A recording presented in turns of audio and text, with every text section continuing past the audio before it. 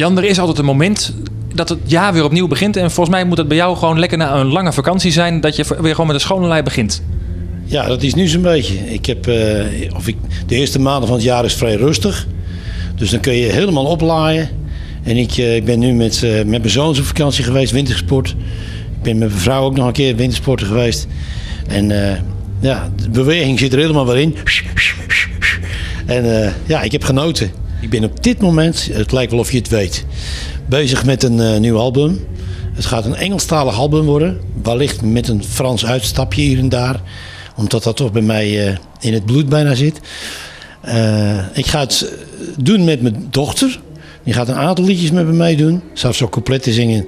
Hier en daar een bridge en in het refrein galmt ze mee.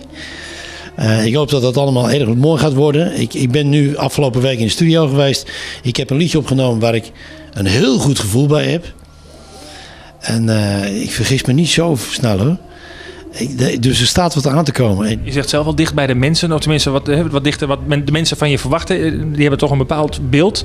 Is dat misschien ook de reden waarom de palingsoap zo succesvol is? Ik denk dat gewoon de mensen heel graag in de keuken willen kijken, van bekende Nederlanders helemaal. En er zitten ook momenten in die soap waar ik van denk, nou dat doet van mij zo niet. Maar er zitten ook momenten die ik hartstikke leuk vind. En hier en daar is het echt, zitten er ook bloopers in. Nou, dat vind ik echt te gek. Super, laat hier maar veel in zitten. Dus de mensen genieten daarvan. Nee, kijk, als het tijd is, dan vind ik het heel leuk, want ik hou van dit vak. Om liedjes te schrijven voor Jannes of voor... ik heb nu laatst voor de Mon Amour Band bijna alle teksten geschreven met mijn zoon Louis. Nou, dat vind ik hartstikke leuk om te doen. Ik heb de zangcoaching gedaan en ik vind het een absoluut veelbelovende band. En ik hoop dat ze het gaan maken.